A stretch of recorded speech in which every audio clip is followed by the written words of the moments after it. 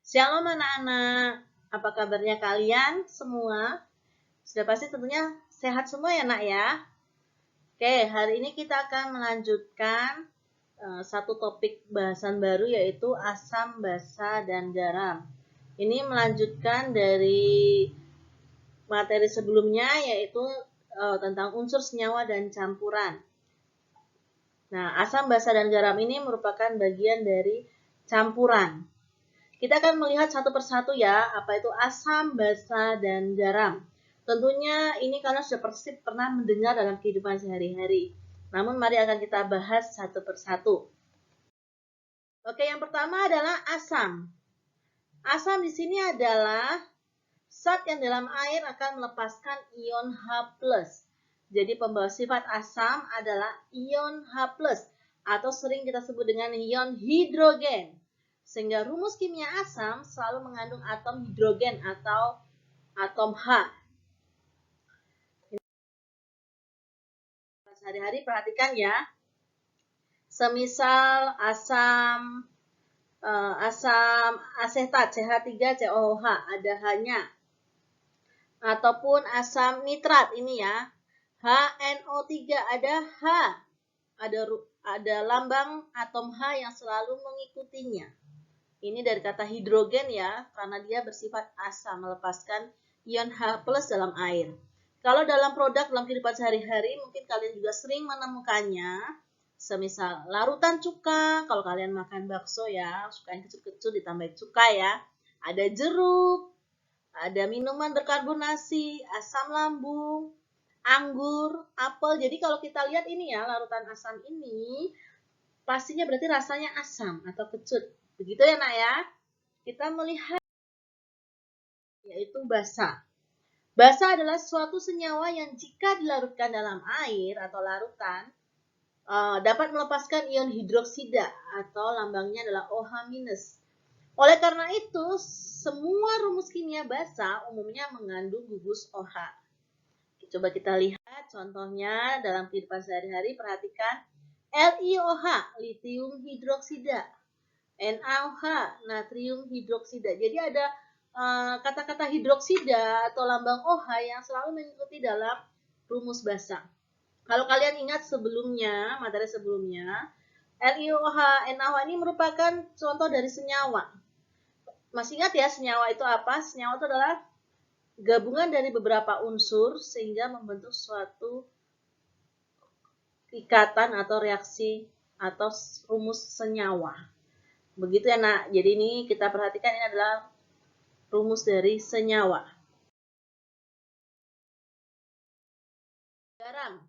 Garam ini merupakan hasil reaksi antara ion negatif dari asam dan ion positif logam dari basa. Jadi garam ini merupakan reaksi dari asam dan basa. Kita perhatikan di sini. Reaksinya adalah asam direaksikan dengan basa akan menghasilkan garam atau air. Garam di sini sifatnya adalah netral. Ya, air di sini adalah sifatnya juga sebagai senyawa. Nah, kalau kita ambil contoh asam klorida dengan lambang HCl yang bersifat asam direaksikan dengan natrium hidroksida dengan lambang NaOH yang sifatnya basa. Di sini HCl dan NaOH ini sifatnya adalah cair. Kemudian akan menghasilkan natrium klorida. Dari mana natrium klorida atau yang kita dibuat dalam rumus kimia senyawanya adalah NaCl. Ini ya dari lambang Na dan Cl. Kemudian menghasilkan juga yang namanya senyawa H2O atau air. H2O ini berasal dari OH dan H, di mana ini masing-masing memiliki 2 atom H dan 1 atom O. Jadi garam ini merupakan reaksi dari asam plus basa sehingga menghasilkan reaksi yang netral. Kita perhatikan si karakteristik asam, basa, dan garam ini berbeda-beda ya nak ya. Kita lihat dari karakteristiknya satu persatu, dimulai dari rasanya dulu. Dari kata asam berarti rasanya juga masam, kecut. Sifat basa ini pahit, getir. Kalau kalian pernah yang suka sakit mah itu ya, kalian merasakan obat mah itu kan rasanya pahit-pahit getir begitu ya nak ya. Kalau kalian ada yang pernah kemasukan sabun atau uh,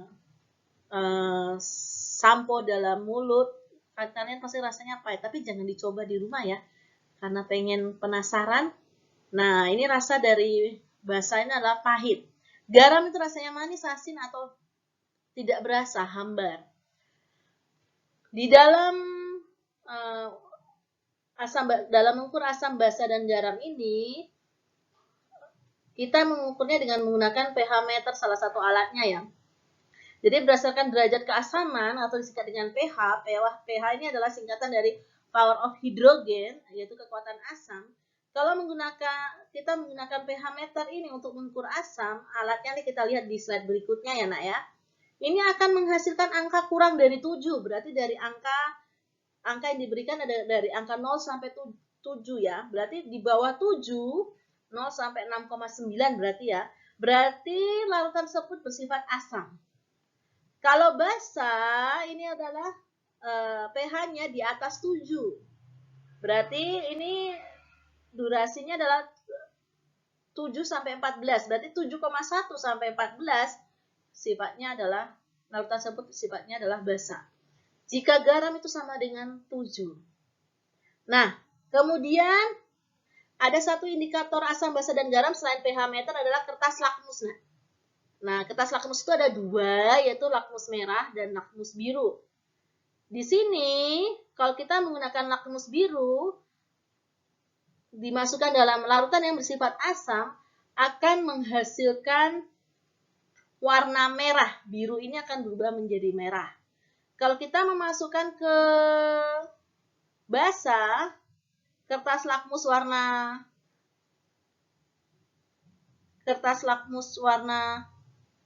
merah akan berubah menjadi biru. Nah, kalau sifat garam, ketika kita masukkan kertas merah atau biru, lakmus merah atau biru, merah tetap merah dan biru tetap biru. Jadi sifatnya netral, tidak merubah warna kertas lakmus. Begitu sebaliknya, jika kertas lakmus merah dimasukkan ke dalam larutan asam, dia tetap berwarna merah. Kalau dimasukkan ke dalam basa, kertas warna biru tetap biru.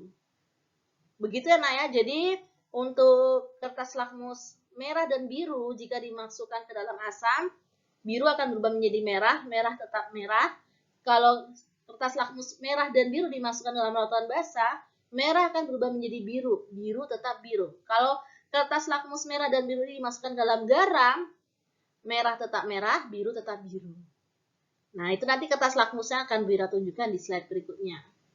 Nah, ini tadi sudah dijelaskan di awal bahwa sifat asam akan menghasilkan ion H+ jika dilarutkan ke dalam air. Makanya rumusnya akan selalu diikuti dengan huruf H. Kalau sifat basa akan menghasilkan ion OH-. Jadi jika dilarutkan ke dalam air, dia akan melepaskan ion H-. Sedangkan garam tidak menghasilkan ion H+ ataupun ion OH- karena dia bersifat netral.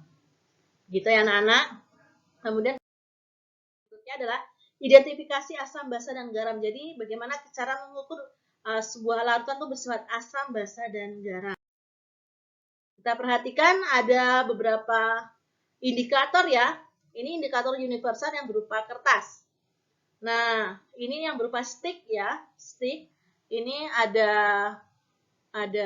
patokannya, ada indikatornya.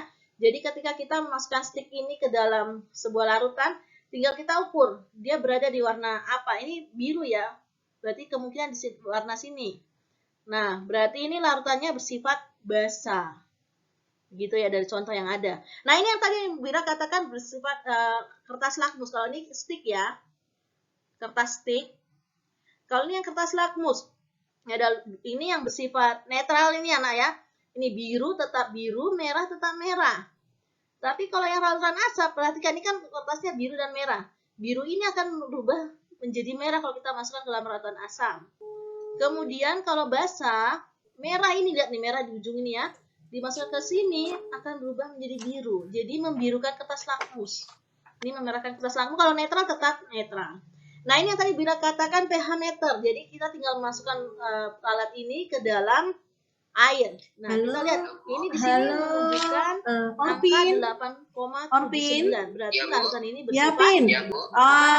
Nak, tolong cek betul, GC-mu, Nak. Cek basah. GC-mu tanggal. Nah, ini merupakan larutan yang besar berupa tanggal 8 larutan. September yang remedi Nah, kalau kita klasifikasi menggunakan makhluk pen hidup. ini Nah, berupa larutan ya, Nak. Ada di sini Orpin kok belum mengirimkan jawabannya ya, Nak? ada Ya. metil merah dan Ya, ada shalom, jingga. Nak. Kalau fenophthalate ini masukkan larutan basah, larutan asam. Iya, yang klasifikasi makhluk tidak hidup berwarna. yang PH2. Kalau dimasukkan ke dalam larutan Jawabannya basah, kok belum ada dia nih, akan Nak. berwarna Bina merah. Cek di GC.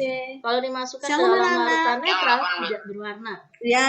Kalau metil merah, bukan hari ini, Nak. asam warnanya tetap merah. Bukan PTS, Nak. Bukan PTS. Larutan Remedi basah, penilaian dia harinya. kuning. Yang Larutan klasifikasi netral, makhluk warna hidup. kuning juga. Metil Yang jingga, klasifikasi makhluk hidup, masukkan coba dalam cek larutan asam, GC-mu. warnanya merah. Tanggal Larutan basah warnanya 8 kuning, dan September. larutan Judulnya netral remedi. warnanya Di situ juga ada dua, kuning. remedi Kita juga bisa objektiva dan menggunakan klasifikasi indikator makhluk alami. hidup. Nah, Nah, indikator klasifikasi alami makhluk itu hidupnya bisa itu kita kan kamu temukan dalam remedi. kehidupan Nah, sehari-hari. Ada ini kunyit, bunga mawar, oke, selamat siang anak-anak. Maaf. kertas ataupun Harus bunga mengejar-ngejar yang asoka. belum. Jadi kalau kita lihat seperti ini ya, kunyit ini ya. Shalom anak-anak. Yang paling gampang kita mudahkan tadi ketemu langsung Bira terima tanpa absen. Jadi coba bantu Bira ya, Nak ya. Kalau yang sudah hadirnya ada Betaris, ada Cynthia Lois, warnanya merah. Ada Eunika, masukkan ke dalam ada siapa lagi netral, ya? Warnanya juga lebih gelap lagi. Evander, gitu ya anak-anak ya. Nanti ini kita suatu saat kita akan praktek di pertemuan berikutnya. Kemudian, nanti kalian yang di rumah bisa menggunakan indikator alami ini, yaitu kunyit saja kita buat ya. Nah, kunyit ini dengan cara membuat larutan kunyit dan siapkan juga yang mudah saja larutan yang sambil kalian ngecek ya, ada teman kalian yang kalian tahu belum hadir, tolong dicolek-colek. Kalau asamnya bisa menggunakan jeruk atau sambil diumumin di grup, yuk join gitu ya. Di rumah. Kalau netralnya pakai air garam. Nanti yang di sekolah kita bisa menggunakan kertas lakmus yang nanti tatap muka di sekolah. Sudah, begitu anak-anak. Margareta. Demikian penjelasan dari Bira. Silakan kamu simak dan pelajari video ini. Ya, jika ada hal-hal yang bisa ditanyakan, silakan gimana Google Form. Kita akan bahas di pertemuan berikutnya. Terima kasih anak-anak. Tetap semangat, jaga kesehatan kalian, jaga prokes, bagi yang akan ke sekolah juga. Di sini tempat Bira juga putus-putus. Gawat sebentar, Nak.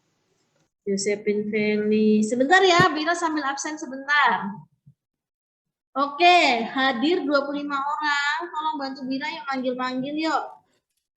Abigail, Afuto, Aldo,